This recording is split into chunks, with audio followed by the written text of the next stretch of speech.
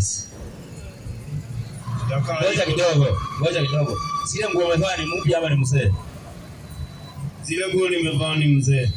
Kuna wakati zilikuwa mpya. Ndio maana yake. Hata mwaka ni hivyo. Kuna wakati mwaka unakuwa mpya na unazeeka, mwingine unaingia. Hata wewe zako sikizeeka utanunua zingine mpya. Hapo sijaelewa. Huwezi elewa ndugu yangu.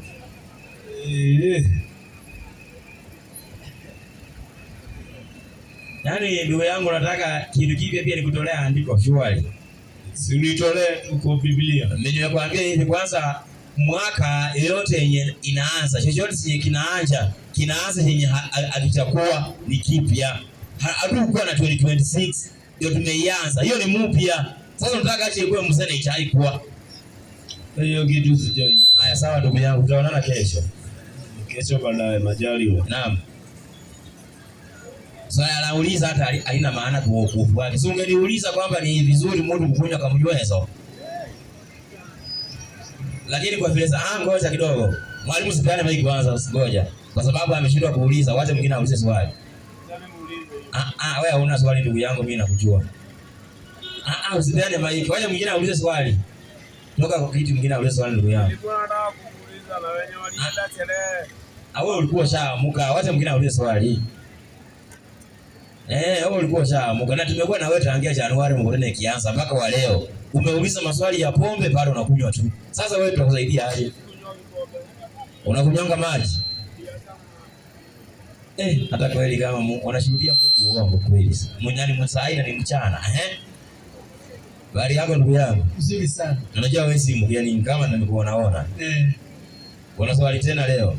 Una swali lingine? Unaitwa nani tena? Naitwa Peter. Peter.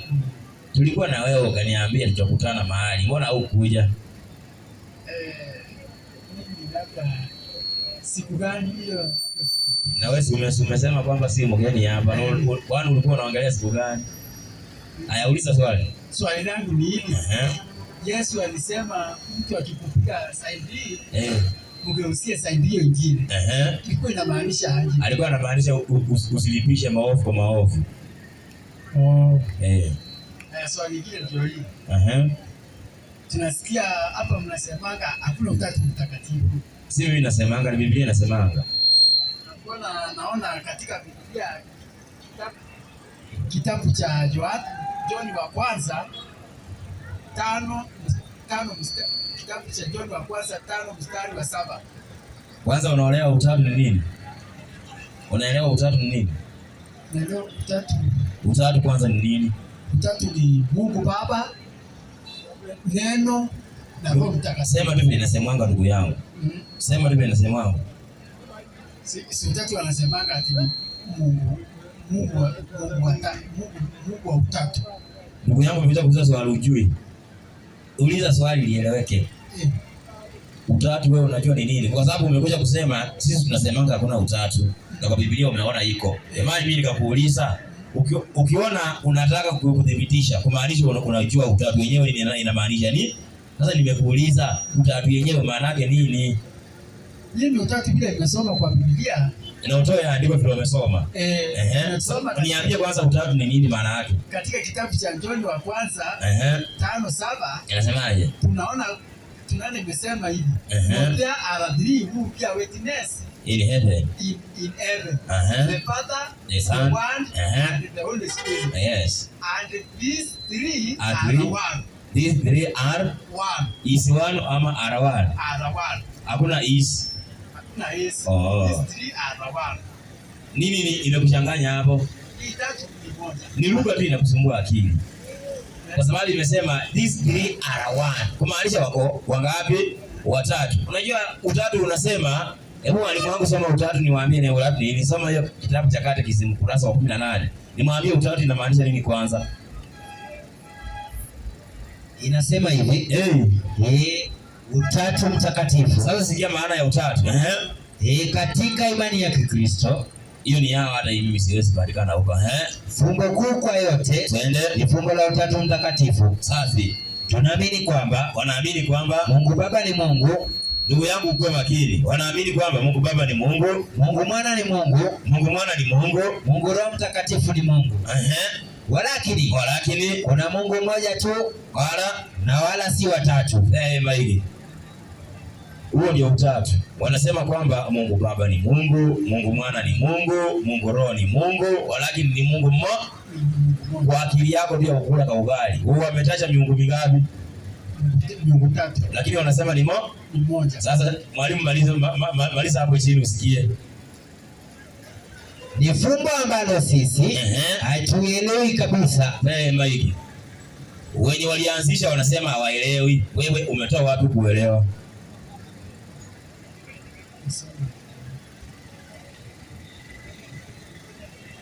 Wenye walianza utatu wanasema hatulielewi. Wewe umelielewa kutoka kwa akina nani? Nimelielewa kutoka kwa Biblia. Kwa Biblia. Na wenye walianza wanasema hawaelewi. Sababu mimi naona. Haya sawa, itoe kwa Biblia sasa. Sio hiyo nimesoma hapa kwa Biblia. Mwalimu fungue hiyo kitabu amesema. Fungue Yohana wa kwanza 5:7 na fungue Kiswahili na Kiingereza sote pamoja. Inasema hivi, nasemaje? Naye Roho ndiye ashuhudia. Tumeona Biblia andiko imeanza. Naye Roho ndiye ashuhudia. Ukwenda makini na yale maneno. Naye Roho ndiye ashuhudia. Twende. Kwa sababu Roho ndiye kweli. Roho ndiye kweli. Kwa maana wako watatu washuhudia mbinguni. Maiki sasa. Maiki. Wameanza wakisema Roho ndiye ashuhudia. Roho ndiye ashuhudia. Alafu chini wanachanganya wanasema kuna watatu wanaoshuhudia wapi? Mbinguni. Sasa kwa hao watatu na Roho, mshukue nani ashuhudie? Kuna watatu wanaoshuhudia mbinguni. Kati ya Roho na hawa, nani wanashuhudia?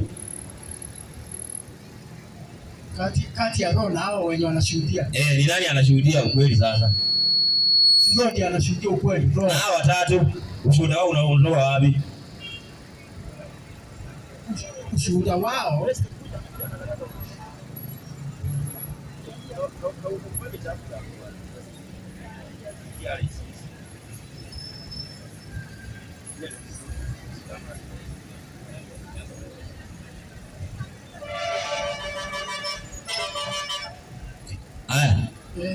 Ndugu yangu, acha nikufundishe tu hii andiko linamaanisha. Sasa tuende mambo mengi tutapenda. Soma hii andiko, tujifunze inasemaje. Soma Kiswahili na Kiingereza. Tujifunze.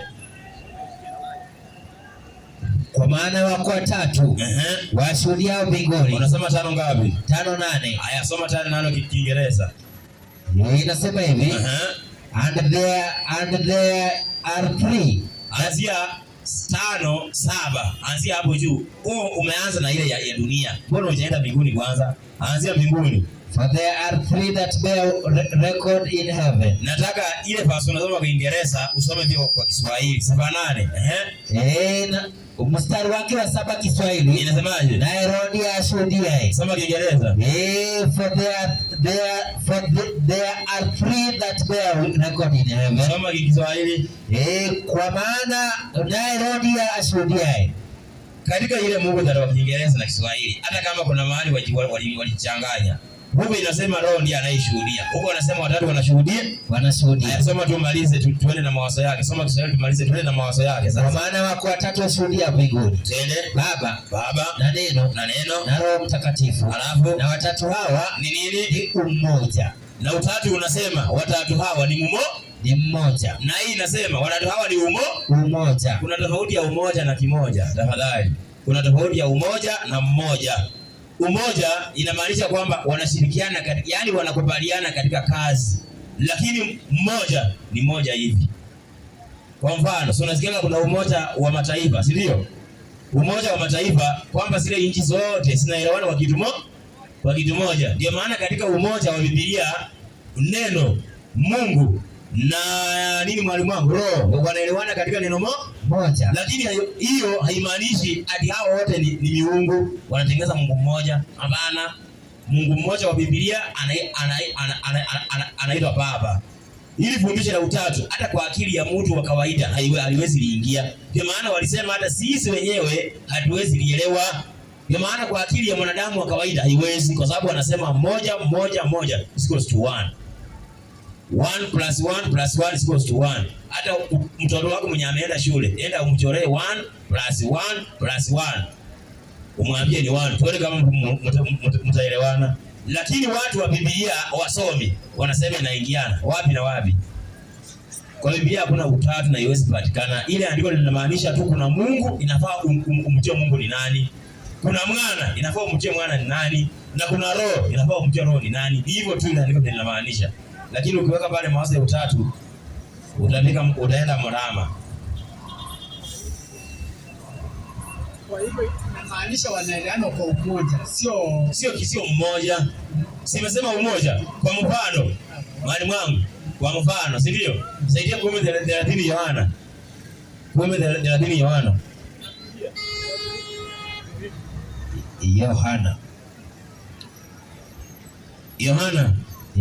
10:30. Yohana 10:30.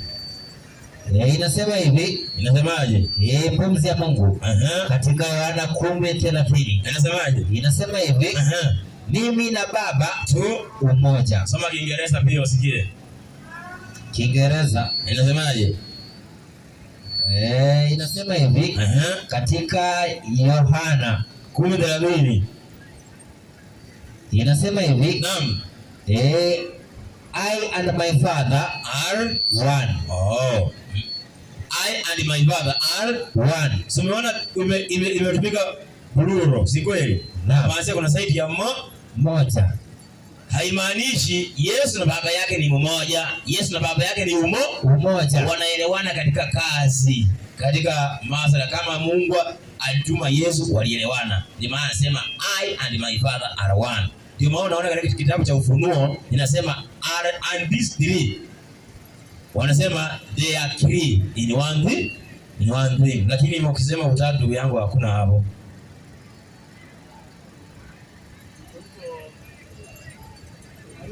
Na hapa kwa dunia nayo tunasoma watatu duniani, tunaona kuna maji, roho na damu. Na nasema haya, swali, hata wewe sasa ngoja kidogo, hata wewe tu kwa akili yako kumaanisha mwalimu soma ya andiko sikia, alafu nimuulize swali la kisushi lenye tuone watu wa makanisa wenye hawataki jiuliza. Hebu msoma kwanza Yohana wa kwanza 5, soma ile. Kisha wako watatu wanao washuhudia duniani, roho na maji na damu. Haya, na maiki kuna roho, maji na nini? Na damu. Hii dunia kuna Mungu? Hapa hajataja Mungu hapa. Ngoja kidogo, nataka kuuliza hapo. Hii dunia kuna Mungu? Kuna Mungu. Mungu anashuhudia hii dunia? Na hiyo andiko wameweka Mungu? Hawajaweka Mungu hapa. Kwa sababu gani? Kwa sababu sijaelewa kwa nini. Sasa pia unafahamu unapotetea utatu, ndugu yangu. Ndio maana walisema hawalielewi. Wewe umelikatalia tu. Hiyo fundisho hata ufanyaje hautalielewa, kwa sababu hakuna. Anaposema wako watatu wanaoshuhudia duniani, maji, mwalimu wangu nisaidie kwanza, nisaidie Yohana 4 mstari wake wa 20 na ngapi? 20 ama 32. Sikia kama ni hiyo. Yohana 4:32. Inasema hivi. Inasemaje? Yohana 4:32. Inasema hivi. Inasemaje? Akawaambia, naam, mimi ninacho chakula msichokijua ninyi. Safi. Basi wanafunzi wake wakasemezana. Anzia 26. Inasema nataka penye maji ya uzima hapo. Unajua ndugu yangu, katika hii Biblia maji inamaanisha vitu tatu. Maji, kuna ile maji ya asili ya kawaida. Maji inaashiria roho. Maji katika masuala ya maji inaashiria neno. Unaona? Sasa lazima ujue Mungu na andiko unasoma kiaje. Unaposoma kuna watatu wanaoshuhudia na imetajwa maji, ujue kuna roho na kuna andiko, kwa sababu andiko ndio linaloshuhudia watu aidha ni wa ukweli ama ni wa uongo. Lakini watu wa utatu, maandiko, ndugu yangu, kutetea utatu ni kama kuwa Muislamu. Hebu bea maiki. Wewe wakati ulikuwa ulifundishwa utatu upo. Ndugu yangu, kwa Biblia hata umulike na torch huwezi kuona Trinity ndani. Ile Biblia tunajua kuna Mungu, kuna Yesu na kuna Roho. Na si wanahesabiwa moja moja, kuna Mungu moja. Haya, wale moja moja wanatengeneza Mungu mmoja. Hawatengenezi Mungu mmoja. Hiyo ndio Trinity inamaanisha. Mungu na Yesu na Roho wanatengeneza Mungu mmoja. Hiyo ndio maana ya Trinity.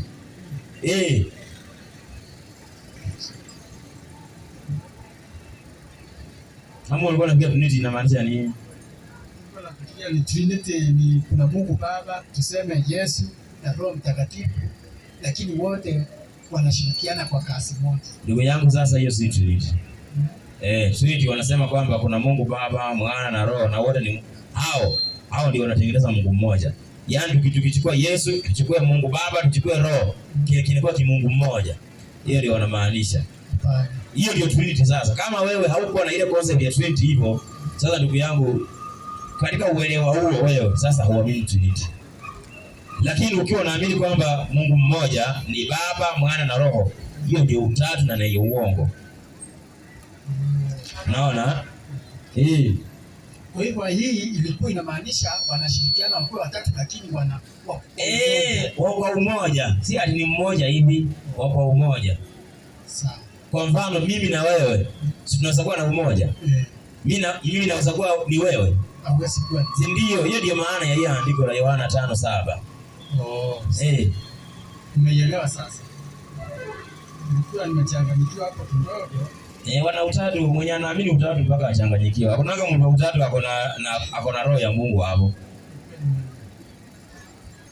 Na hii nyingine naye kuna swali lingine nauliza hapa.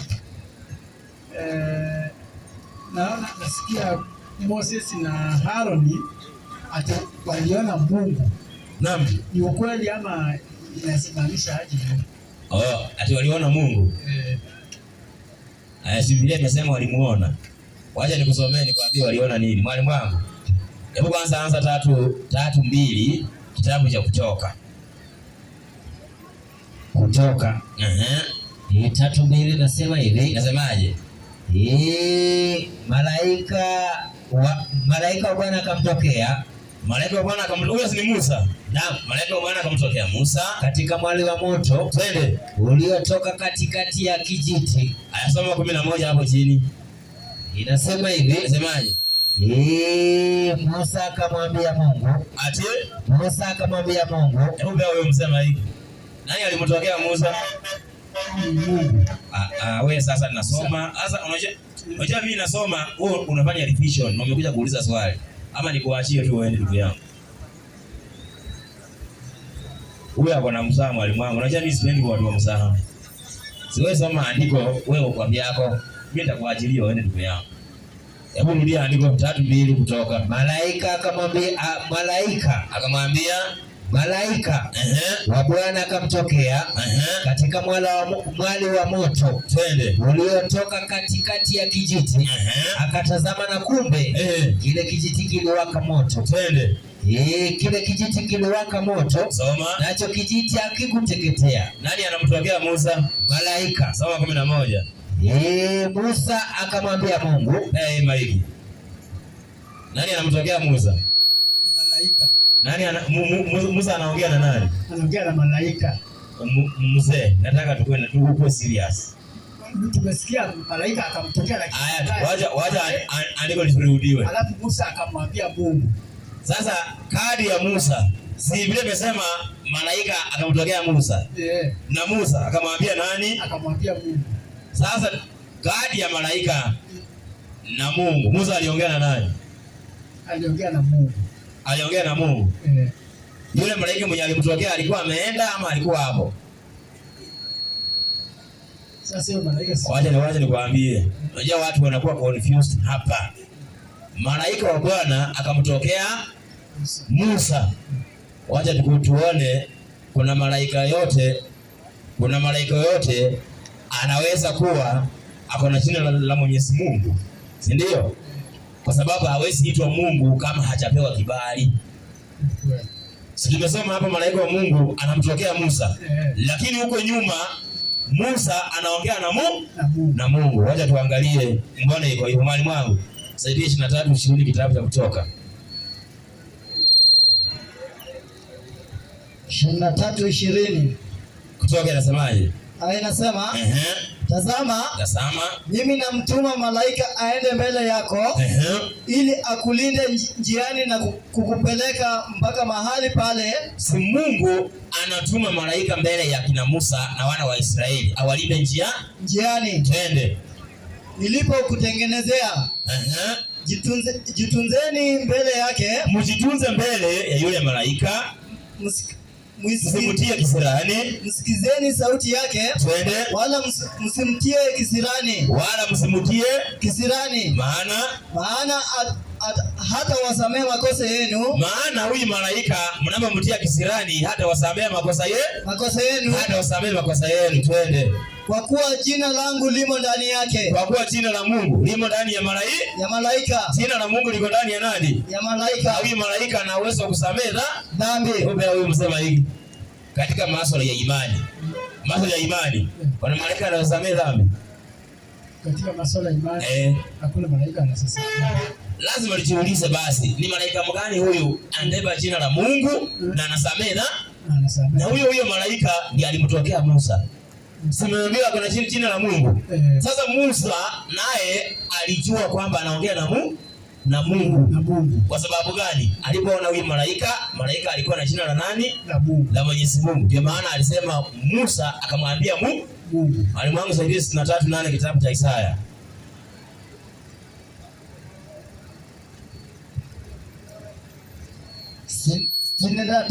Na Isaya 8 inasemaje? Maana alisema hakika ndio watu wangu hawa. Twende. Wana wasio na hila. Safi. Akawa mwokozi wao. Katika mateso yao yote yeye aliteswa. Twende. Na malaika wa uso wake. Na malaika wa uso mzozike yale maneno. Na malaika wa uso wa Mungu akawaokoa. Mpema hii. Kuna malaika anaweza kuokoa? Hakuna malaika anaweza kuokoa. Na malaika wa uso wa Mungu akafanyaje? Akawaokoa. Wacha tuangalie nani mwenye ako na uso wa Mungu, si ndio? Nani ako na uso wa Mungu? Nani ako na uso wa Mwenyezi Mungu? Mwalimu wangu. Naam. Nisaidie ngapi ile? Wakorintho wa pili ile inasemaje? Wakorintho wa pili. Ile. Kuna malaika ako na uso ama ako na sura ya nani? Ya Mungu. Hebu soma. Ile inasema. Nasemaje? Ambao ndani yao Mungu wa dunia hii amepofusha fikira zao wasioamini, isiwazukie nuru ya injili ya utukufu wake Kristo, aliye sura yake Mungu. Na Mungu anasema kwamba malaika wa sura yake ama uso wake aliwaokoa. Haya, pema hii. Musa aliongea na nani sasa? Musa aliongea na Yesu. Mungu mwenye alitokea mitume wote, manabii wote ni Yesu. Ndio maana unasikia malaika hapo na jina la Mwenyezi Mungu na anasamehe dhambi. Yesu peke yake ndiye ana uwezo wa kusamehe watu dhambi na yeye ndiye amebeba jina la Mungu peke yake. Sasa ndio maana unasikia Mungu hawezi kuonekana kiasilia. Mungu hawezi kuonekana. Lakini yule ambaye angekuja watu wamuone ni Yesu peke yake. Ndio maana yeye ndiye aliongoza, Yesu ndiye aliongoza wana wa Israeli kutoka nje ya Misri mpaka nchi ya Kanaani. Kwa hivyo sasa nauliza. Mbona hapa kitabu cha Exodus 24 nasemaje? 9:11 kinasema Moses na Aroni wakafanyaje? Wakamwona Mungu wa Israeli. Si nimekujibu. Mungu amemtuma malaika ako na jina lake. Na huyo malaika anasamehe dhambi. Na huyo mwenye anasamehe dhambi ni Yesu. Sasa Musa walimuona Yesu kwa sababu Yesu yamepewa mamlaka na Mungu. Ni Yesu ndiye aliongoza kila mtu katika manabii na mitume wote. Ukiona hata Yesu ndiye alipeana amri 10 mlimani. Ndiye alipeana amri 10. Sio ndio? Mungu haonekani. Kwa hivyo Yesu alipeana. Yesu ndiye alipeana amri 10. Wewe ndio kaa chini bwana. Unajua sasa hili jambo linasumbua watu. Wanaposema kwamba ati Musa akaongea na Mungu hawezi onekana. Na Biblia ishasema wale mwangu ni 3:10 ngapi Yohana? Hakuna mtu awezaye kumuona Mungu. 3:10 ngapi Yohana? 1 mstari wake wa 18. Safi. Hakuna mtu aliyemwona Mungu wakati wowote. Maana wakati wowote. Mwana pekee aliye katika kifua cha Baba.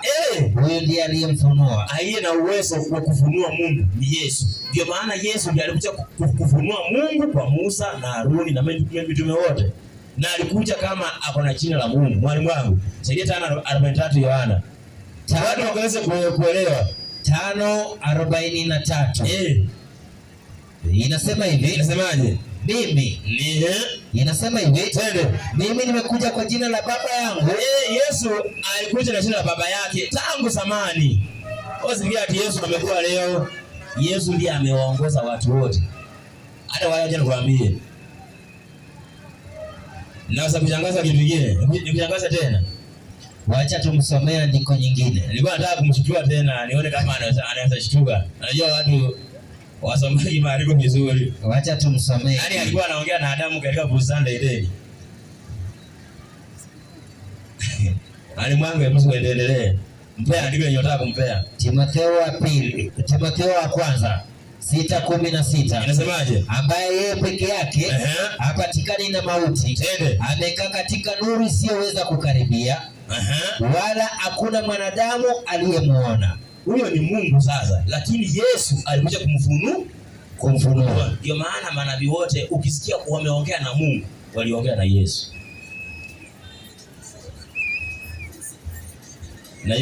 Najua nimekushtua. Stika kwa sababu unaona pale Musa na Haruni waliambiwa na Mungu waende kwa hiyo mlima. Yaani ndugu yangu wewe unielewi. Hata watu unajua wewe unielewi. Nakuelewa. Utanielewa bado. Nakuelewa. Sasa ndio hebu sema chenye unasema nilikwambia utanielewa. Nakuuliza maana pale Musa na Haruni waliambiwa Musa aliambiwa peke yake aende hapo watu wasijaribu kukaribia hiyo mlima kwa sababu akikaribia watakufa. Sasa ndio nauliza Yesu kwani wacha nikuulize swali. Yesu kabla hajafanyika mwili akasaliwa na Mariamu. Alikuwa na utukufu wa Mungu ama alikuwa na utukufu wa Mungu? Alikuwa na utukufu wa Mungu, si ndio? Na hakuna mwanadamu ambaye anaweza ona utukufu wa Mungu akaishi. Lakini mwanadamu mwenye dhambi, tafadhali usinikufu vibaya. Mwanadamu yote mwenye dhambi hawezi kuona utukufu wa Mungu akaishi. Wewe ukiwa mtakatifu utaishi tu kwa sababu Mungu ni mtakatifu na wewe utakuwa mtakatifu. Ndio maana Mungu anataka tuwe watakatifu. Wacha nikwambie hata ukisema 33, mwalimu wangu 33:11 kutoka, hebu angalia kama ni hiyo. 34. Naomba ufike 33:11. Inasema hivi. Inasemaje? Kutoka 33:11. Nimefika. Inasemaje? Naye Bwana akasema na Musa. Hiyo ndio nzuri. Hiyo ndio nataka mwalimu wangu. Sasa naomba waanzie 9. Anzie 9. Ikawa Musa alipoingia humo hemani, ile nguzo ya wingu ikashuka ikisimama mlangoni pa ile hema. Naye Bwana akasema na Musa. Twende. Watu wote inasema hivi. Watu wote wakaiona nguzo ya wingu ikisimama penye mlango wa hema. Watu wote wakaondoka wakasujudu. Kila mtu mlangoni pa hema yake. Naye Bwana akasema na Musa uso kwa uso. Hapo sasa nilikuwa nataka Bwana akasema na Musa uso kwa uso. Kumaanisha walikuwa wanaonana uso kwa uso, si ndio? Naam. Musa alikuwa mtakatifu. Hebu bea huyu mic. Musa alikuwa mtakatifu. Musa ni mtakatifu. Alikuwa mtakatifu na aliua. Alikuwa mtakatifu. Na sasa kama alikuwa mtakatifu. Wacha nikwambie. Ile kilifanya Musa hakufika Kanaani. Musa Mimi sijajua hapo, lakini mimi ndugu yangu, unajua wewe kuna vitu unaipukia. Pia kuwa na uelewa. Musa kufika Kanaani kwa sababu Musa katika maisha yake yote alipokuwa anatumiwa na Mungu. Musa unajua Musa kitu ya kwanza alikuwa anakasirika haraka, lakini kule kukasirika kulikuwa kwa ajili ya wana wa Israeli. Na Musa Mungu alimwambia ongelesha mwamba utoe maji. Lakini yeye akakonga. Alikuwa ameenda kinyume na Mungu.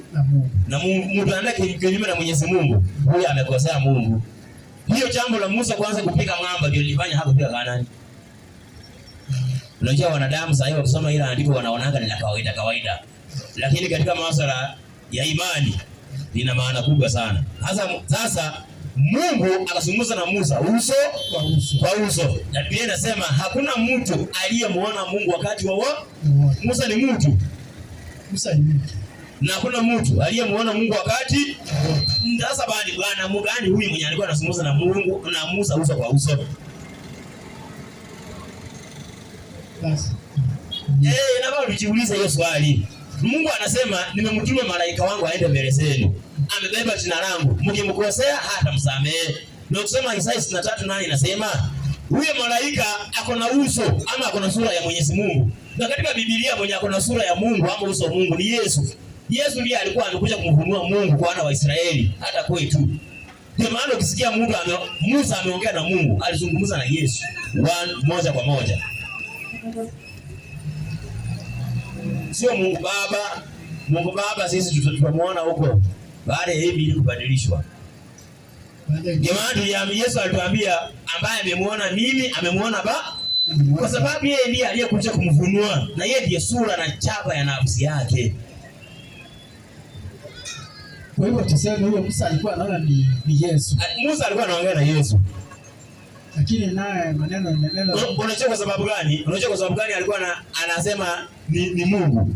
Kwa sababu huyu alikuja akiwa na jina la nani?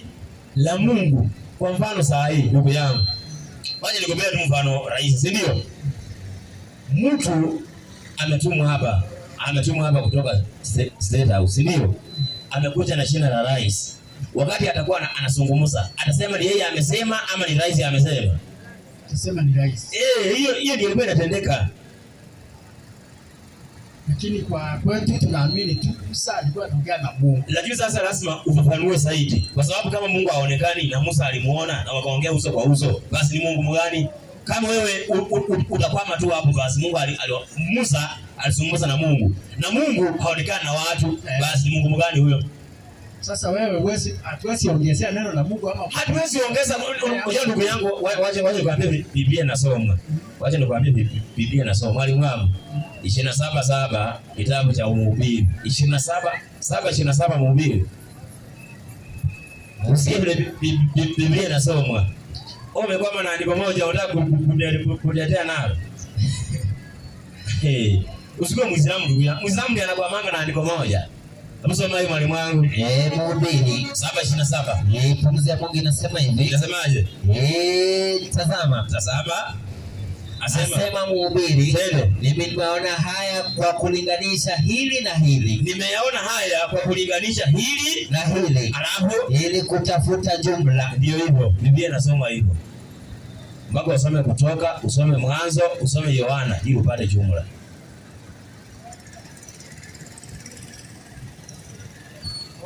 Hivyo ni kulinganisha, unalinganisha hili na hili ndio. Ili upate jumla. Ili upate kuelewa. Si ndio? Hivyo ni sawa. Lakini mimi ile upande nilikuwa nasema siwezi ongezea kwa sababu sasa wewe unajua kwa uelewa wako ulikuwa umekwama na hapo. Lakini Mungu naye anafunua vitu sana zaidi. Kwa mfano saa hii mwalimu wangu. Naomba usome hii andiko kwa akili yake atuambie na maanisha nini, si ndio? Nisaidie kitabu cha Ufunuo 13:1. Yeye tu kwa akili yake, tuseme sasa tunatumia andiko moja. Tuone hiyo andiko atatafafanua aje. Inasema hivi. Inasemaje? Kisha nikaona mnyama akitoka katika kinywa cha yule joka. Mwalimu wangu. Samani. Hiyo ni hatari. Kisha nikaona mnyama akitoka katika bahari. Nikamwona mnyama akitoka katika bahari mwenye pembe 10. Hivi. Yohana ameona Mnyama. Akitoka kwenye bahari. Haya, tutumie andiko moja tueleze hiyo inamaanisha nini. Sasa kama ningetumia andiko moja kama si ingeweza kufafanua zaidi ningeamini tu mnyama wa kawaida, lakini kumbe si mnyama. Sasa na ndio ujue si mnyama wa kawaida mpaka utasoma andiko mengi ulinganishe, ndio sisi tujue kama Mungu aonekani ni nani huyu basi aliongea na Musa. Tunasoma andiko mengine ili tulinganishe. Ni hivyo ndugu yangu. Sawa ndugu yangu, hapo nimeelewa. Sasa swali yangu ya mwisho ndio hii. Na naposikia hapa tunasema kuchinja ama kukula nyama, hiyo naye ni makosa? Si makosa. Kukula nyama si makosa kabisa. Kwa sababu acha nikwambie ile kitu tu watu tunawashauri katika masuala ya afya. Ikiwa unajipenda ama unapenda afya yako ndugu yangu, tutaangalia madhara ya nyama na tuangalie uzuri wa nyama. Kama nyama hata madaktari wenyewe wanakuambia ni gramu moja tu inahitajika kwa mwili wa mwanadamu, na hiyo gramu moja huanga inashakwa baada ya 72 hours iishe. Je, ukule kilo moja mara moja inachukua siku ngapi? Sasa ukiangalia madhara ya nyama ni mingi kuliko uzuri wake, na kuna substitutes zinazotumika badala ya nyama. Hata saa hii tu mzee wangu, hizi ng'ombe tunakula leo, sasa natuko shindano kila siku. Sasa sitakuwa aje salama, lakini sisi hatuwezi ambia watu wasikule nyama, watu wakule tu. Lakini ukiona kama ni usalama wako iko hatarini, umeaenda hospitali ukiwa unagonjeka diabetes ama ugonjwa yoyote ile, ukaambiwa na daktari usikule mboga, umeambiwa hapana, lakini wakati saa hii wameambiwa usikule nyama. Kwa nini? Sababu ya siko na magonjwa ya afya. Ndugu yangu, hao madaktari wanajua siri yenye uko nyama, nyinyi tu ndio hamjui. Sasa mimi siwezi kushauri usikule nyama ndugu yangu, lakini kwa ajili ya afya, mimi naona kwa ajili ya afya yangu mimi mwenyewe, mimi kibinafsi siwezi kula. Kwa hiyo kuchinja mbuzi ama kuchinja ng'ombe kukula si vibaya. Unajua katika uumbaji wa Mungu katika shamba la Edeni, Adamu hakuwahi chinja ng'ombe, hakuwahi chinja mnyama, kwa sababu dhambi shida mahali penye ilianzia wakati dhambi iliingia, ni uchinjaji uliingia. Unaona?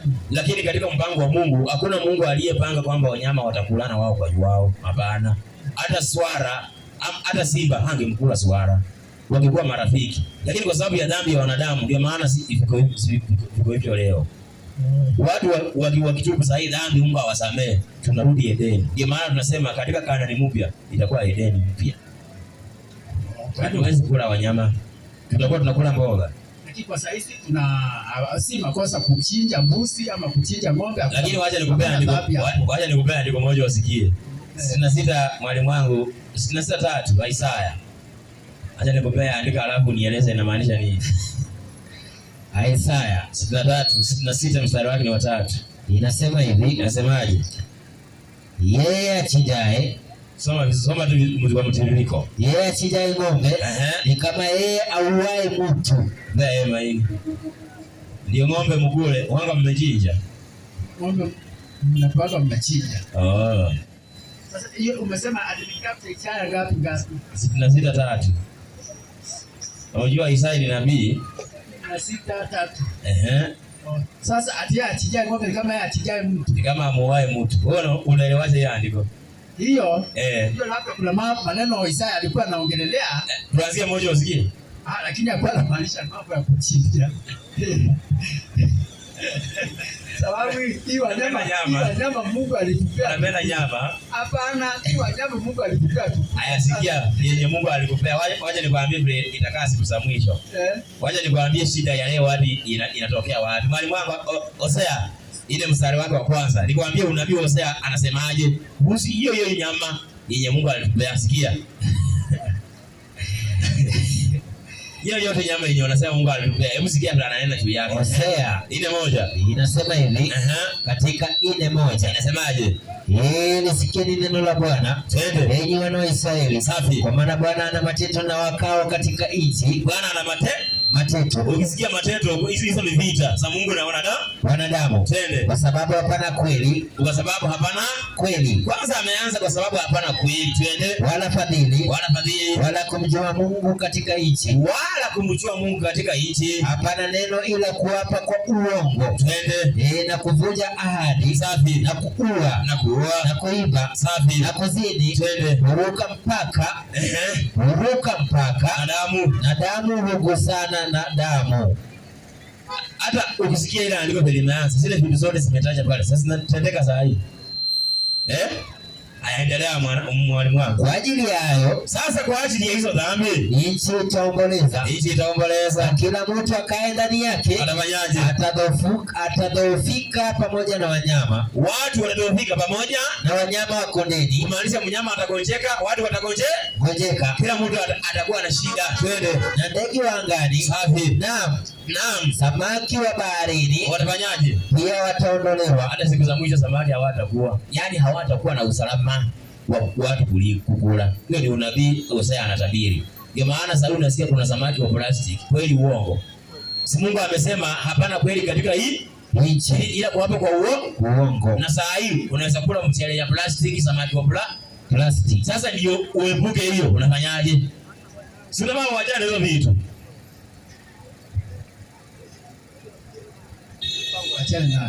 Yaani kwa masuala mimi sijashauri mtu atusikule, lakini kwa masuala ya kujilinda we mwenyewe ni heri. Nimesema ni heri. Sababu mimi naonanga hakuna dhambi hata mtu akichinja mbuzi ama kondoo, kwa sababu hata Mungu alisema tuchinje. Inafaa watu wakule. Lakini anasema katika siku za mwisho kweli haitakuwa. Labda basi kuseme. Sio unabii inatabiri hivyo. Ilivyo ndugu yangu. Hata saa hii ukienda kwa bujari akonanga hizi zinalala pale. Unajua kwa sababu gani? Sasa ng'ombe imetungwa leo, kesho imechinjwa. Hizi gani itaenda hapa yule na inachoa hapa ni kifo. Haiwezi enda. Hiyo shida ziko leo. Labda sasa kwa sababu ya hiyo. Kwa sababu hiyo nikabiliwa na Hosea, hiyo ndio inasababisha hiyo. Kabisa. Unaona hata leo hata hao wanyama, hizi mbuzi, hizi ng'ombe pia zinangoja Yesu. Yaani zimekula mateso kupitia wanadamu mpaka zinangoja Yesu. Sababu zinateswa. Pia sasa hizi zinalia, zinangoja tu Yesu arudi siokolewe. Sawa. Naam. Nimeshaelewa maswali yangu sasa nimeridhika. Barikiwa sana mzee. Lakini uende usome sana. Mimi nakuombea usome zaidi. Usione zile vitabu zinakaa hapa mbele ufikirie tumetoka nazo tu huko tukasemwaka hapo. Tumesoma. Na usiulize tunasomanga saa ngapi. Cha wengine wanatuonanga tukifanya shughuli zetu za kawaida. Sasa usiulize tunasomanga saa ngapi. Inaweza kuwa wakati mmelala sisi tunasoma. Nyinyi wakati mnasherehekea mwaka mpya sisi tumesoma. Wakati mnasema Merry Christmas sisi tunasoma. Leo huyu ndugu yangu Mike mwalimu wangu. Habari yako ndugu yangu? Njema. Una swali? Ndio. Yeye ni mwenyeji. Ndio mwalimu, nilikuwa na swali. Ulikuwa likaenda wapi? Niko na swali. Lakini kabla sijauliza swali langu, naam, ningependa kama ungeniruhusu nimwelezee kwa njia iliyo rahisi maana ya hii anaita utatu bora. Dakika moja. Ndio. Okay, kama vile mwanadamu uko na roho, ndivyo pia Mungu Baba ako na roho. Hiyo roho ya Baba inaitwa Roho Mtakatifu, na ndio roho iko na mwanae. Na ndio maana huwezi uona ufalme wa Mungu bila kumwamini mwana, sababu kila neno analolisema analisema kwa uwezo wa Roho Mtakatifu, yani baba yake. Hiyo ni rahisi. Alafu sasa mwalimu, mimi nilikuwa na swali. Naam. Tuseme mimi ni mwenye dhambi like. Usiseme wewe ni mwenye dhambi. Sawa, mimi nashikisha. Wewe unafanyaje? Mimi nashikisha. Kushikisha ni nini sasa? Okay, nakula jaba. Si unasema ile lugha na Israeli ndugu yangu. Hizi lugha za Chinese naanza mnatuchanganya, Haya, alafu ninaamua kuacha dhambi. Ninaamua kumwamini Bwana. Ninapomwamini Bwana, ulikuwa unajichanganya. Tuendelee sasa. Ninapomwamini Bwana, ninafaa kuacha hii mgoka. Unafaa kuacha. Okay, like acha nikujibu hata hiyo haihitaji kuulizana maswali. Mwalimu wangu, ongeza ingine. Mwalimu, naomba kabla unijibu. Tuseme mimi jabangu sikuli nikiongea uongo ama mambo yampendezi Mungu. Ninakula jabangu kama nasoma 2-3 kwa Bible, nafanya kazi zangu. Kuko na shida? Wacha kwanza nikujibu ndugu yangu. Mwalimu wangu, kwanza ni verse 65:5 Isaya ama 65:3 Isaya. Anakula chapa akisoma. Mtu anakulanga chapa kwanza anafanyanga hivi, mkuu anasahau iko wapi. Na wewe Biblia utaiona saa ngapi? 65:5. Inasemaje? Isaya. Inasemaje? Watu wasemao sio hiyo. 65:3 Isaya. Inasema hivi, watu wanikasirishao mbele ya uso wangu. Mwalimu wangu umeenda wapi? Naona hata ile ndio unatafuta unalijua, lakini kwa vile tu waje mwenyewe nikupe. Nafikiri ni Zaburi. Wajana Zaburi kwanza. Niko kwa Isaya, waje nikupe ile andiko. Dakika moja tu. Dakika kidogo tu andiko linakuja. Mwalimu wangu, naam. Andiko lenyewe ndio hili. Isaya 20 na ngapi? Isaya 60 ama 55:1 Isaya. Inasemaje? 55:1 mwalimu wangu. Ndio. Haya. Ila onaye kiu. 55:1. Siseme. Kwa nini kutoa fedha? Ni hiyo. Mstari wake ni wa pili. Safi. Kwa nini kutoa fedha? Kwa ajili ya kitu ambacho si chakula. Sema hiki. Japa unashiba? Hapana. Haya, rudia andiko. Kwa nini kutoa fedha? Kwani kutoa fedha kwa ajili ya kitu ambacho si chakula. Sema hiki. Unashiba Jaba? Hapana. Haya, endelea kutoa hiyo pesa basi. Haya, wacha nimpe jibu lingine. Mwalimu wangu, 6:5 Warumi. 6:5 Warumi. Alafu nikwambie mwenye alikula ni beti, kwa hiyo ni dafuta beti, kwa hiyo ama chukua hizi. Weka beti kwa hiyo maiki haraka mwalimu wangu. Weka hizi. Ni beti. Beti zimeisha bwana. Alafu kuna beti pale kwa bagi Alex. Kuna beti kwa bagi yangu smooth yani toa haraka. Watu wa Mungu, hapa kuna kanaitwaje? Kabukulet. Haka bukulet kameandikwa pambano lililofichika. Pambano lililofichika. Unaona zile michoro tumechora pale. Sasa hii ndio naye itakufunulia vizuri. Unajua siku hizi watu heri anunue kaseti. Kaseti wanauzanga pesa ngapi? 60, ndio? Na unanunua kila siku? Ile kaseti ina expire. Na hii haiwezi expire. Na unanunua 50 tu mara moja. Unasoma, unapata maarifa. Unashukuru Mungu. Sasa mwenye ako na 50 atakuja kupewa hii kitabu. Na ni mzuri kabisa. Ukiona huyo mwalimu muongee na yeye vizuri. Muongee lugha moja. Mwalimu soma andiko. Warumi 6:5. Inasemaje? Kwa maana kama mlivyounganika naye katika mfano wa mauti yake, kadhalika mtaunganika kwa mfano wa kufufuka kwake. Ukijua neno hili ya kuwa utu wetu wa kale ulisulubishwa pamoja naye. Utu wako wa kale ulikuwa ni kukula makoka. Sasa baada ya kusulubishwa, tuone kama unaendelea kukula. Hebu soma. Ulisulubishwa pamoja naye ili mwili wa dhambi ubatilike, tusitumikie dhambi tena. Unapofika kwa Yesu, anapokutoa mizigo, huwezi kurudia mizigo. Mungu kwanza kuna kitu nimekumbuka mwalimu wangu. Hebu soma hiyo sababu ulikuwa unataka kusoma. Alafu nikwambie mwenye alikula majani, feli nyingi na mbona kula makoka, alikuwa wazimu. wazimu kabisa. Hebu soma mwalimu wangu. Zaburi 106. Inasemaje? Mstari wake ni wa 20. Twende. Wakaubadili utukufu wao. Safi. Kwa mfano wa ng'ombe mla majani. Wakaubadili utukufu wa Mungu kwa mfano wa ng'ombe mla majani. Sasa ukiona mtu anakula makoga na achapiga ni bichi, huyo ni ng'ombe. Wacha nikuongeze dozi nyingine. Mwenye alikula makoga ama majani alikuwa wazimu. Mwalimu wangu. Danieli 3:3. Inasema hivi. Inasemaje? Inasema hivi. Danieli 4:33. Twende. Saa hiyo twende. Jambo hilo likatimizwa likampata Nebukadneza. Twende. Alifukuzwa mbali na wanadamu. Sikia, Nebukadneza alipokuwa wazimu, alifukuzwa mbali na wanadamu. Na wewe nikuuliza, mbona unakula makoga na tuko na wewe?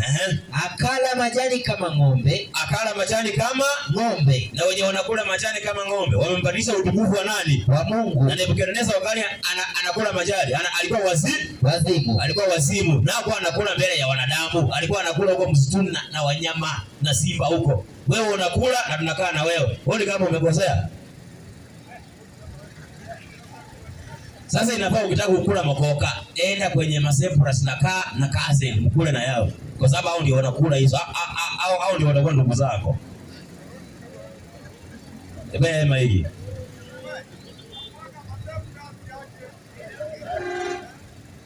Unaona aje ndugu yangu? Hapo umenipiga tatu chafu. Hivyo ni vilio ndugu yangu. Sasa ni wewe mwenyewe uamue upate Biblia ama upate makoga. Kila mtu anakuwa na uamuzi wake. Mwalimu wangu, acha nimpe sasa andiko la kumaliza kabisa. 3:27 Ezekiel. Gairi. Asoma 3:27 Ezekiel, usikie vile nasema maneno hapo. Nzuri kabisa. Ezekiel. Ama usome aya ya mwisho huko chini. Kabisa. 3 usome aya ya mwisho. Inasema hivi. Inasemaje? 27. Twende. Lakini hapo nitakaposema nawe, twende, nitafumbua kinywa chako. Safi. Nawe utaambia. Nawe utawaambia. Na mimi silishamwambia. Naam. Nawe utawaambia. Twende. Bwana Mungu asema hivi. Anasemaje? Yeye asikiaye. Na afanyaje? Yeye asikiaye. Na asikie. Alafu naye akatae. Afanyaje? Naye akatae. Afanyaje? Na akatae. Hiyo ndio Biblia ndugu yangu. Ukubali ama ukatae. Ni Mungu amesema. Kuna swali lingine? Okay. Naje kama mimi ni mlevi, nimemwamini Mungu, nafaa kuacha dhambi ama nafaa kuendelea kutenda matendo mazuri baina yangu na watu? Hii dhambi najitendea, Mungu ataniponya. Tendo unafanya lenyewe ni mbaya. Utasema acha unatenda mazuri. Hii ya kujifanyia si ni addiction.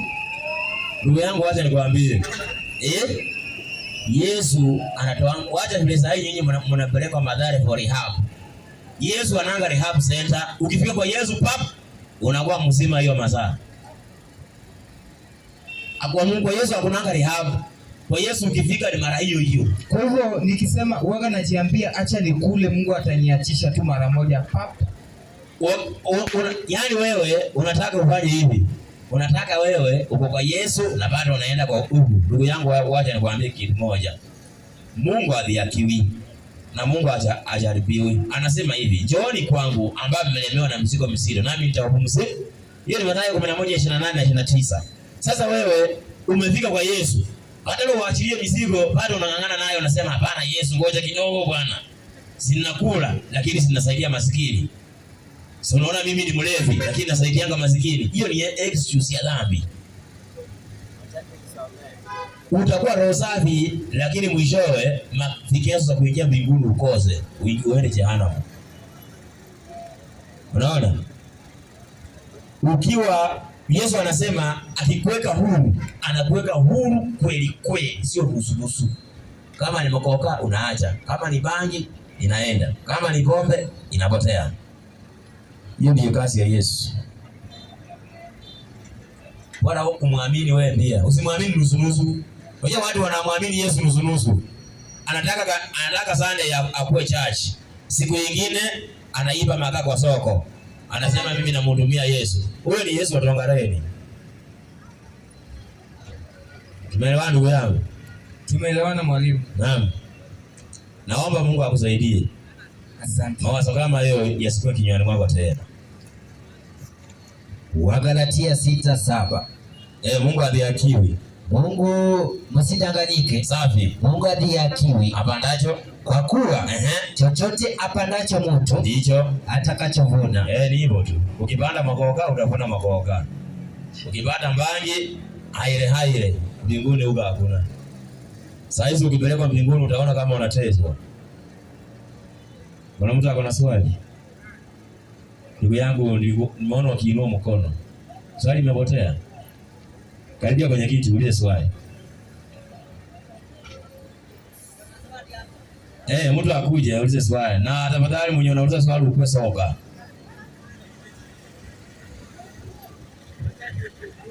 Kwanza huyu ndiye ametusumbua. Huyu hayuko serious. Kwani anataka ngoja kidogo. Hata kama nyinyi watu wa Mungu, kusema tu kweli. Yesu anapenda kweli watu ambao amekuja kuokoa kilichopotea. Lakini chenye kimepotea chenyewe ndiye ashike mic shwari na hiyo muziki. Hapana. Fanya hivi ndugu yangu, fanya hivi. Ngoja kidogo. Enda waache msiba pale ukuje. Enda tu waje.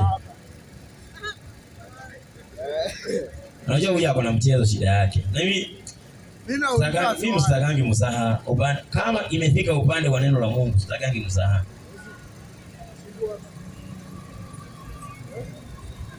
Hebu uliza swali. Usisema ati nimekandamiza mwalimu wangu. Yeye mtajipanga na hiyo maiki yenu. Sasa angalia. Nitaonunulia nini? Sanitizer mwalimu wangu, usiwe na wasiwasi. Shetani anaweza kubariki. Shetani? Anaweza kubariki. Wewe umebarikiwa na shetani? Hapana, nimeuliza tu swali rahisi. Shetani anaweza kubariki? Anabariki watu wake. Lakini kwa watu wa Mungu na anawalaani. Unajua ni kwa nini nimeuliza hivyo? Shetani alitoka Kingdom of God. Ndio. Na nini lifanya atoke? Asijua alipigania ufalme. Kwa sababu yeye pia alikuwa anatafuta ufalme, si ndio?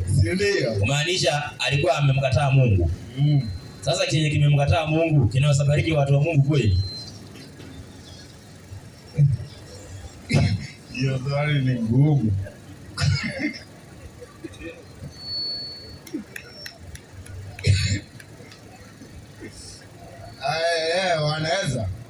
Wanaweza bariki watu wa Mungu. Si ndio? Wakati alikutana na Yesu mwana wa Mungu. Ujue kitu ya kwanza. Shetani alimbariki.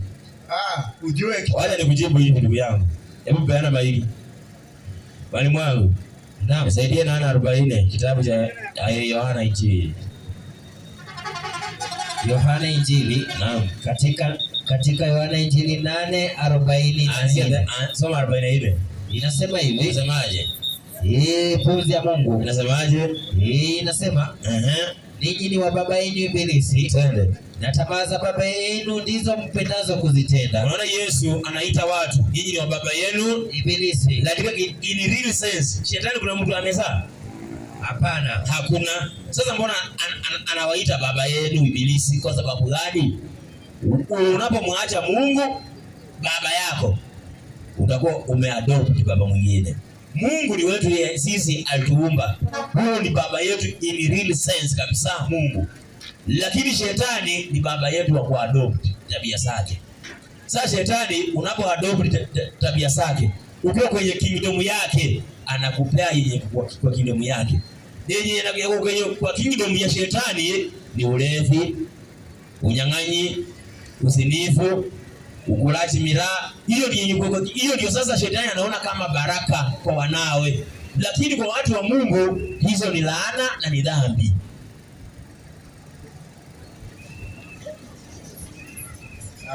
Na niulize aje. Ushike maiki juu hivi. Shetani akitoka juu. Na aliteremka na powers. Kabisa. Alinyang'anywa ama hakunyang'anywa? Hakunyang'anywa chochote. Hakunyang'anywa chochote, ndio? Naam. Haya. Shetani ni kwa nini kunaendaga ati inafika mahali Unajua kwa nini nakwambia shetani anaweza kubariki? Hiyo kitu ya kwanza. Na sitaki kujibu. Kama ushaelewa.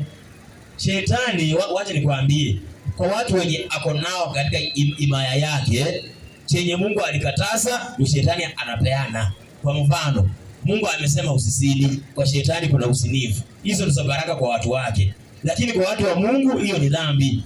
Mungu alisema usilewe, lakini kwa shetani anapeana ule. Hizo ndizo baraka za shetani sasa kwa watu wake, lakini kwa watu wa Mungu ni hizo ni dhambi. Jua kila kitu inakuwa na sababu. Venye Mungu venye anaweza kubariki hivyo tu ndivyo shetani ndivyo anaweza kubariki. Ndugu yangu fanya hivi. Fanya hivi sasa. Kuna mtu shetani aliumba. Shetani hakuna mwenye aliumba. Shetani alimpea mamlaka ya kubariki. Shetani? Kitu ya kwanza, shetani abariki, anaclaim kwamba anafaa. Kwa sababu yeye anataka atitukuze akue kama Mungu. Yeye kwa shetani hakuna kitu original ako nayo. Kitu chenye ako nayo original ile maarifa yenye alikuwa nayo. Lakini shetani hawezi bariki, anaclaim anabariki. Kwa sababu hiyo kazi ya kubariki ni ya Mwenyezi Mungu. Sasa shetani amechukua. Sasa shetani sasa akija hapa aseme mimi na laani, nani atamkubali? Lazima akuje na lugha mzuri yenye watu attract watu.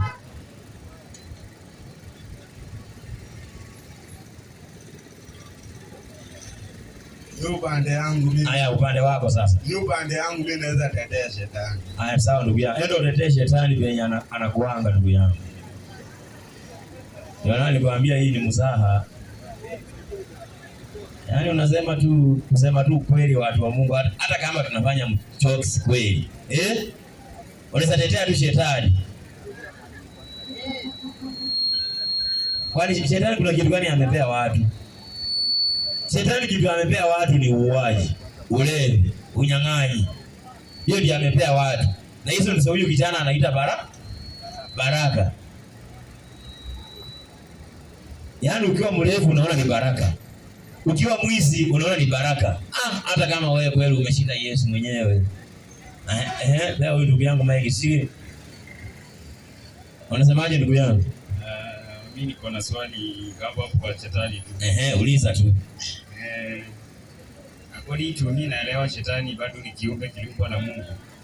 Shetani naye aliumbwa. Hiyo hakuna shida, aliumbwa. Na katika Biblia Mungu anasema kuna uwezo wa kusamea kila dhambi yoyote as long as you tubu. Sasa shetani akiamua kutubu dhambi, shetani ashahukumiwa, hawezi tubu. Sasa swali ya pili ni shetani is like unaona, wacha nikwambie. Unaona shetani, unaona wana wa Israeli walikuwa wamepewa mlango, yani professional time ya kutubu dhambi zao na makosa yao. Ilipoisha hivi mlango yao wa rehema ulifungwa. Shetani pia alikuwa amepewa professional time yake ya kutubu na arejee kwa Mungu. Ilipoisha, unajua ilisha wakati gani? Wakati Yesu anakufa msalabani. Yesu wakati alisema yote yamekwisha, ulikuwa unafikiri alikuwa anamaanisha nini? Alikuwa anamfungia shetani mlango wake wa rehema umefungwa. Hawezi tubu tena. Wakati wana wa Israeli walimua Stefano kwa mawe, ndio mlango wao wa rehema ulifungwa. Hivyo ndivyo Mungu pia anafanya. Hata usifikirie wewe hata leo kuna mlango wako wa rehema, umepewa muda. Wakati utafika, wakati ukifika hivi ukifungwa, hata ufanye aje uwesamewa. Swali ya pili ni sasa katika hii dunia shetani ni kama kuna mamlaka. Sasa shetani kama kuna mamlaka. Sasa wakati wa mwisho ana mamlaka alipewa na nani? Wakati wa mwisho atahukumiwa ama shetani ashahukumiwa? Si atahukumiwa. Shetani ashahukumiwa. Hebu mwalimu wangu sikia. Msaidie mwalimu wangu ngapi ile? 25 upande moja ngapi? Mathayo. Shetani alihukumiwa zamani. Hukumu ya shetani ilifika wakati Yesu anakufa msalabani. Kwa sababu shetani alipinga kwamba hakuna mwanadamu hakuna yeyote anayeweza kuokoa wanadamu. aliona hiyo kuwa impossible, lakini wakati Yesu anakuwa msalabani akajua kumbe ilikuwa ukweli. Soma mwalimu wangu. Kisha atawaambia wale walioko mkono wake wa kushoto, twende, ondokeni kwangu, safi, uliolaniwa, safi, mwende katika moto wa milele aliowekewa tayari Ibilisi na malaika zake. Shetani huyo alihukumiwa kitambo kwa moto. Sasa wewe ni wewe mwenyewe usibahatikane na yeye, kwa sababu anajua ashahukumiwa, anatafuta wenye atachoma pamoja nao. Unaona, ni wewe ufanya hima, usibahatikane na yeye. Mpema hiki tusikie. Mwalimu, nimeelewa. Swali ya pili ni na hiyo hukumu, hukumu huanzia wapi? Hukumu inaanzia wapi? Ile 16, ile 17 mstari wa kwanza mwalimu wangu. Hebu kwanza mpema hiki. Wewe kwa mjibu wako, hukumu ilianza ama bado? Bado? Naelewa. Ngoja. Mjibu wako, hukumu ilianza ama bado? Haijaanza. Kama haijaanza, shetani alihukumiwaje? Wakati huu hukumu ndugu yangu. Kwanza hii akili uko nayo waachana nayo. Ati hukumu bado. Hii nayo ni hatari. Hebu pea yeye mwalimu wangu. Wajua vitu zingine unasikia ni kama za kufurahisha lakini za kucheka, za kulia machozi. Petero ni wa kwanza 4:16. 4:17. Inasemaje? Kwa maana wakati umefika wa hukumu kuanza katika nyumba ya Mungu. Nyumba ya Mungu ni yenye tunajiita makanisa. Wale watu wenye wanahudumu hapo ndani, hukumu yao inaanza kwanza. Saa hii wacha nikwambie, hukumu ya mitume ishafanywa. Hukumu ya mitume saa hii ishafanywa. Hawajapata jawabu lao, lakini hukumu ishafanywa. Ni kama mtihani washafanya, lakini majibu haijatoka. Sasa wewe uko kwenye mtihani bado wewe. Hiyo mtihani ni hukumu. Hukumu ilianza zamani sana. Mwalimu wangu, saidie ngapi? 7:9 Danieli. 7:9 Danieli inasemaje? Kitabu kile cha Danieli. Mniambie masaa ndugu yangu, nisiende mpaka saa 8 usiku. Lakini hata tukifika saa 8 kuna shida kweli. Na leo naona tutafika saa 12 asubuhi. Inasema hivi. Inasemaje? 7:9 Danieli. Nikatazama hata viti vya enzi vikawekwa. Twende. Na mmoja aliye mzee wa siku ameketi. Naam. Mavazi yake yalikuwa meupe kama theluji. Na nywele za kichwa chake kama sufu safi.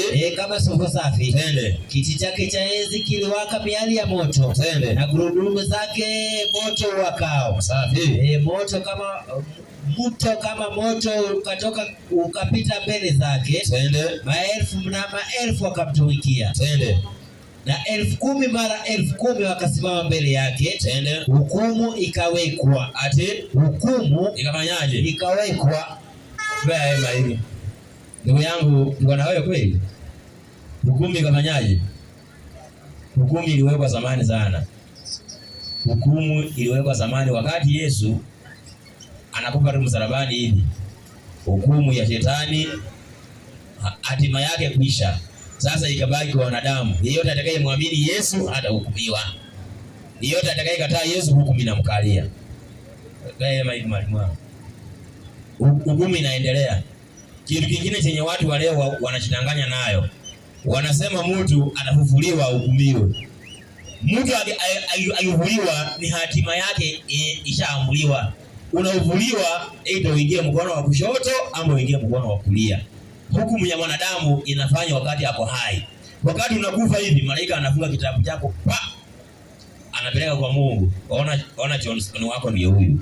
Maneno yake ndio hii. Amekuwa mwizi mpaka amekufa akiwa mwizi.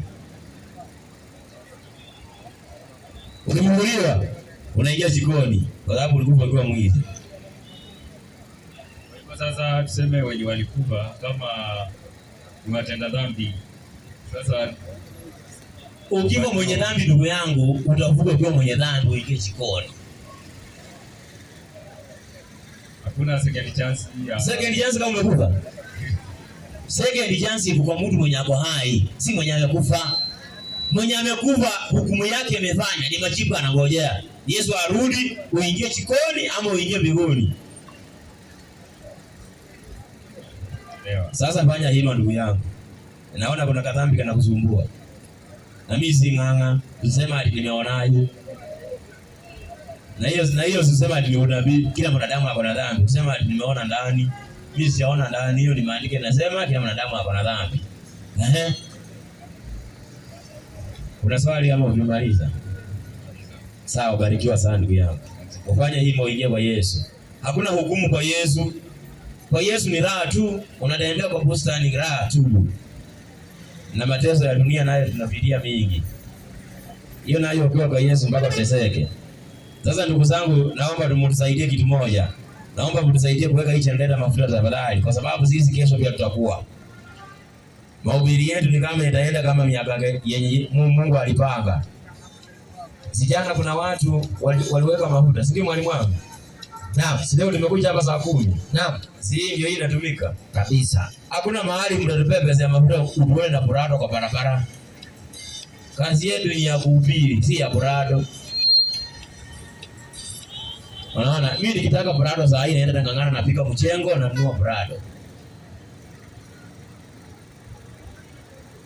Sasa ndugu zetu, ile kitu tunaomba tu ile yenye mmebakisha ya mwaka mpya mtasaidia kuweka chandela mafuta. Ndio tunajua mmepelekea nganga, mmepelekea Kanyari awatabirie. Na mimi huanga nawaambia, endeni mnyang'anyo mkuje mhubiriwe. Si mmekuja kuhubiriwa? Huko mlienda muambiwe utaona mambo makuu, utaona mambo mazuri. Mambo mazuri na wewe ni shoga. Mambo mazuri. Mambo mazuri na wewe bado ndiye unaponda migepe ya makapu mdhuru ukihusia watu. Unasema unaona mambo mazuri.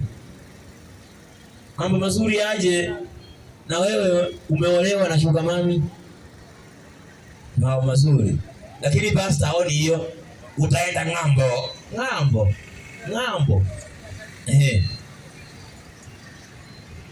Hayo sisi tunanga injili kama hizo. Injili yetu ni kama ni dhambi tunataja ni dhambi. Hivyo watu wasikie waokolewe. Kama kuna mtu akona simu ni 0741 67 2324. Hiyo ni namba yangu ya simu. Ukipiga hiyo namba utanipata mimi. Utaniuliza swali. Lakini swali uliza kuanzia asubuhi saa 12 mpaka saa 4 usiku. Ikifika saa 4 mimi ni mwanaume, ninakuanga na majukumu. Sasa kuna mtu akona swali? Kabla hatujaendelea nataka kupea mtu kazi. Nataka kupea mtu kazi kwanza. Ona, mtumishi huyu mwenye ako nyuma yako, akuje nimpe kazi. Kuja mzee. Fanya aje? Hebu tuwesafiri hiyo pesa. Tafadhali tunakuomba tu kwa unyenyekevu wa Mungu. Kwa sababu hii mahubiri ndugu yetu ni yenu. Hii generator yetu inakunyonga mafuta ya 700, battery za 200, kulipa masote 200. Hiyo ni pesa ngapi? 1100. Haya, pewa ndugu yangu maiki tunapoendelea. Uliza swali ndugu yangu. Uliza tu. Kwanza, inasemekana. Ongea kwa sauti. Inasemekana kwamba unaogopa maiki? Haya, ongea kwa sauti sasa. Ongea hivi mimi naongea hivi. Inasemekana kwamba wakati Mungu alipomaliza kumuumba mwanadamu, akamaliza akampa afanye nini? Apumzike. Sasa niko na kuuliza hiyo pumziko yake ambaye mwanadamu ambaye anapumzika. Niko unanielewa? Hiyo pumziko ni vipi? Hiyo pumziko ni gani? Ni gani? Kitu ya kwanza ndugu yangu, kuna pumziko mara mbili. Kitu ya kwanza Yesu anasema hivi, njooni kwangu nyinyi wote mnaolemewa na mizigo mizito nami nitawapumzisha. Hiyo ni masuala ya kiroho. Yesu anapumzisha kiroho. Unaona? Mtu kama Bartimayo, si ndio? Alikuwa ako na mzigo wa dhambi ambao ulimfanya akawa kipofu. Yesu alipomfikia alimpumzisha.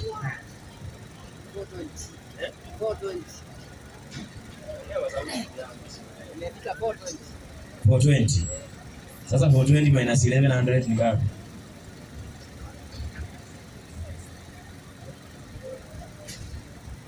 Wale wasomi wako wapi? Yaani wasomi kwani amuko kwa hii kiwanja? Hebu toa ngapi mwalimu wangu? Ngapi? Sasa ikisaidi ndio tunataka hii, unajua tumepata ya petri na kulipa masoja.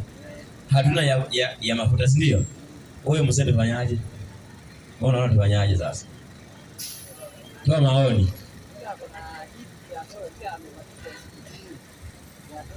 Oh. Sawa. Tutaendelea tu. Huyu ameuliza hilo pumziko lenye Mungu alipewa wanadamu ni gani? Wacha kwanza tuangalie yeye mwenyewe kwanza, hiyo pumziko yenye alipumzika ni gani, si ndio? Kwa sababu wewe niambia Mungu alipumzika kiroho kwa sababu hana dhambi, si ndio? Hiyo ni ya kwanza, uachane nayo. Mungu Yesu anapumzisha watu masuala ya kiroho kwanza, si ndio? Lakini Mungu kupumzika kiroho yeye hana dhambi. Unaona? Sasa mwalimu wangu, nisaidie 2:1 Mwanzo. Inasema hivi, basi mbingu na nchi zikamalizika, na jeshi lake lote. Safi. Na siku ya 7 Mungu alimaliza kazi yake yote akafanyaje? Aliyoifanya. Na ukisema ati Mungu alipumzika usema alikuwa amechoka. Mungu anafanya hivyo kwa kuweka kielelezo kwa wanadamu, si ati alichoka. Hapana. Hiyo ni kielelezo anaweka. Akastarehe siku ya 7, akaacha kufanya kazi yake yote aliyoifanya. Mungu akabarikia siku ya 7, akafanyaje? Akaitakasa kwa sababu katika siku hiyo alifanyaje? Mungu alistarehe akaacha kufanya kazi yote. Sasa hiyo ndio Mungu alifanya, akastarehe, akapumzika, akaacha kufanya kazi zake yote. Yesu unaona, na amesema ni siku ya ngapi? 7. Ya 7. Hiyo ameweka kielezo kwamba watu wafanye kazi siku ngapi? Unajua Mungu ni mwaminifu. Anawaambia siku 6 ni zenu tu. Lakini ifika siku ya 7 hata angalau mnikumbuke katika masuala ya ibada. Huyo ni Mungu. Haimaanishi hadi siku zingine uibe, ukue mwizi, mkora, ifika siku ya Sabato ukue mwaminifu. Hapana. Unapokaa kwa Yesu unaishi katika maisha ya utakatifu. Lakini siku ya ibada ipo kabisa. Inafaa wewe upumzike kama yeye mwenyewe alivyotuwekea kielelezo. Na lazima kwanza kiroho huo umepumzishwa. Kwa sababu uweze niambia wewe ikifika siku ya Jumapili unaenda kanisani na wewe bado ni muisi, ndugu yangu, bado hujapumzishwa na Yesu. Unaona?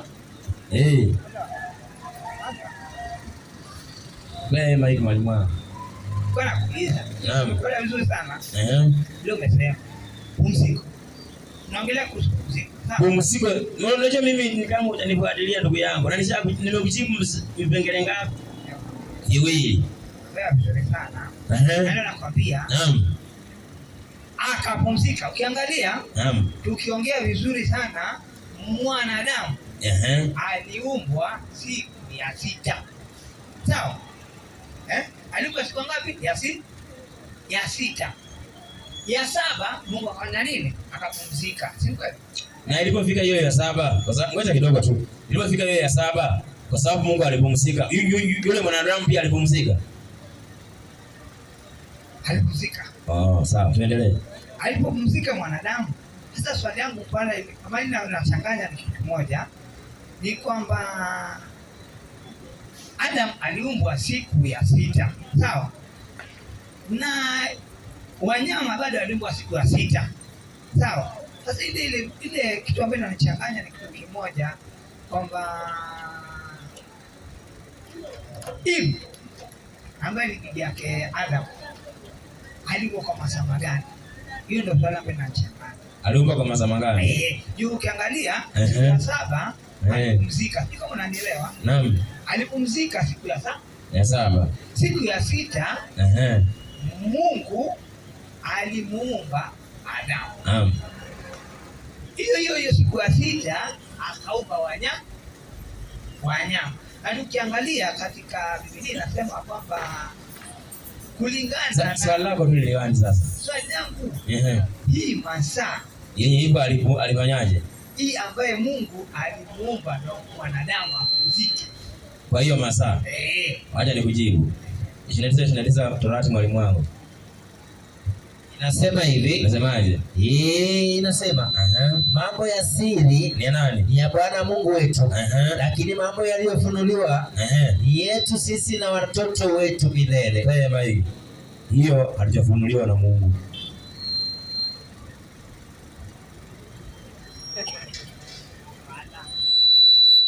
Hajafunuliwa na Mungu.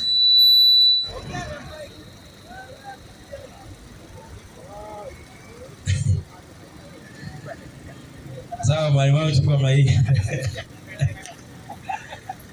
Asa watu wa Mungu, nataka tufanye hivi tafadhali. Asa I think ama kuna mtu tunafungia nje upande wa maswali tafadhali. Ni heri kuna mtu tunafungia nje.